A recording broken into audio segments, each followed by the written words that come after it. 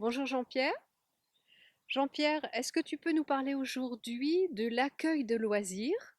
Et ma première question est la suivante. Est-ce que tu peux définir le contenu? Et est-ce que c'est une obligation pour les communes d'organiser une politique sociale de cette nature? Alors tout d'abord, bonjour Joël, merci de m'interviewer. Au niveau de la commune, en règle générale, ce n'est pas une obligation que d'ouvrir un centre de loisirs. Il y a des communes qui n'ont pas les moyens, qui n'ont pas les structures, et donc il y a l'impossibilité, malgré la volonté affichée, de pouvoir créer un accueil de loisirs. Bon, à Coublevis, cet accueil de loisirs remonte à 15 ans en arrière. Et donc, ça a été une reprise du centre de loisirs qui appartenait à l'époque à l'association La Dauphinoise et qui malheureusement ne pouvait plus assumer les règles strictes qui s'imposaient. Et donc, le choix a été fait par le maire Dominique Parel et son équipe à l'époque, hein, donc ça remonte à 15 ans en arrière, pour assurer une prise en charge des enfants de la commune dans le cadre d'un accueil de loisirs. Très bien. C'est donc une belle politique sociale d'ouverture et d'accueil en direction de la jeunesse. Évaluer cette politique, ça peut être intéressant. Est-ce que tu peux nous en parler de l'évaluation? Alors, on travaille avec, j'y reviendrai plus loin tout à l'heure, on travaille avec Léo Lagrange. Donc Léo Lagrange est une association nationale qui effectivement a une grosse expérience en matière d'accueil de loisirs, de colonies de vacances. Et moi je suis issu de cette association puisque j'étais formateur à Léo Lagrange et à l'époque au CEMEA, Centre d'éducation méthode active. Et donc effectivement, en relation je dirais pas quotidienne, mais mensuelle avec la directrice, avec la structure même départementale, régionale, pour suivre l'évolution à l'année de l'accueil de loisirs, des demandes, de l'évolution sociétale également. Donc tout ça, c'est une vue qui est permanente. On se réunit régulièrement avec le centre de loisirs, on fait un bilan au mois de janvier, février. Hein, chaque année, il y a des demandes particulières, on les examine et régulièrement, eh bien, on adapte en fonction et on le fait savoir aux familles. Très bien. Est-ce que tu peux nous dire si les listes concurrentes aux élections municipales ont apporté des éléments positifs dans ce cadre d'accueil et de loisirs? Alors là, c'est une question là qui me bouleverse hein, d'une certaine manière, puisque apparemment rien n'a été dit. Ils veulent tout déplacer. Je vais reprendre l'équipe à Monsieur Fortoul, hein, qui veut déplacer le centre de loisirs, mais sans apporter d'éléments particuliers. Pourquoi? Quelles raisons?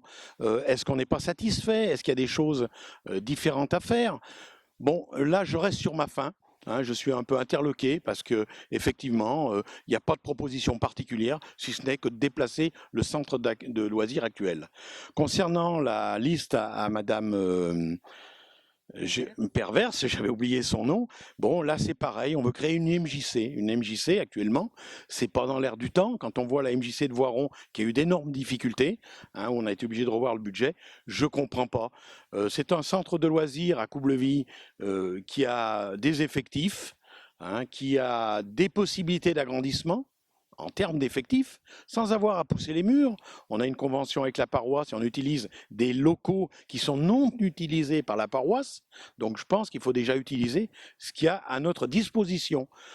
Voilà. En plus, il y a des possibilités à venir au niveau de la nouvelle école qui sera construite en bas, voire même à la rentrée, si nous sommes élus, directement à l'école d'Orgeoise, où on pourra déplacer les enfants de moins de 5 ans qui pourront se retrouver à Orgeoise, et on libérera d'autant de places de 28 enfants, puisque c'est l'agrément qui nous est donné par la PMI, pour en avoir 32 en bas. Donc, il y a de quoi faire. Et puis alors, quand vous voyez le site présentement, Ah oui, je vois pas.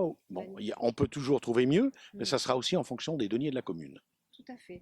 Est-ce que tu peux nous parler du budget communal, de la dépense publique que cela représente, le fonctionnement de l'accueil de loisirs? Alors, je vais faire un rapide historique.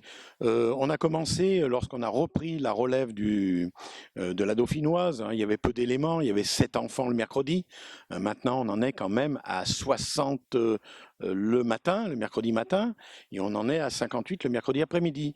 Il faut dire qu'on a 80 gamins, en règle générale, durant l'été. Hein, donc plus ou moins en fonction des périodes qui sont plus ou moins prisées par les familles. Bon, au niveau actuel, on dépense 145 000 euros pour Voilà, l'accueil de loisirs. C'est un choix de la commune, ouais. c'est un choix qu'il faut pérenniser, C'est une dépense assumée. c'est une dépense assumée, c'est une dépense volontaire, c'est voulu par la commune, c'est voulu par notre équipe, hein, Voilà, avec Coublevis demain, hein, il faut aller de l'avant, il ne faut pas rester sur nos arrières et puis continuer dans ce sens-là. très bien. On peut peut-être conclure sur cet accueil de loisirs. C'est un modèle, dit-on, dans le pays voironnais depuis 10 ans.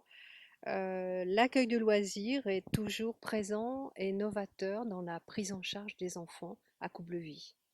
Voilà, alors il est un fait que j'ai pu lire dans les différents tracts d'hélice adverses que on parlait du handicap, etc.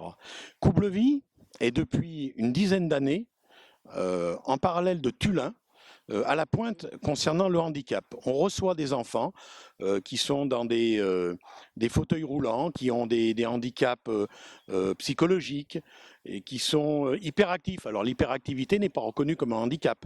Pour autant, au niveau d'un groupe d'adolescents ou d'un groupe d'enfants, c'est difficile à gérer. Bon, donc ça, c'est déjà actif depuis de nombreuses années. Il faut savoir aussi que l'État ne donne rien du tout au niveau budget supplémentaire pour assumer ses enfants. Bon, c'est un choix là aussi politique de la commune. Euh, Après, au niveau de ce qui est des innovations, la directrice a fait une formation ludéthécaire. Hein, c'est un choix personnel, c'était une envie, et elle l'a mis au service de la commune. Et cette année, il était prévu que l'on fasse un festival du jeu.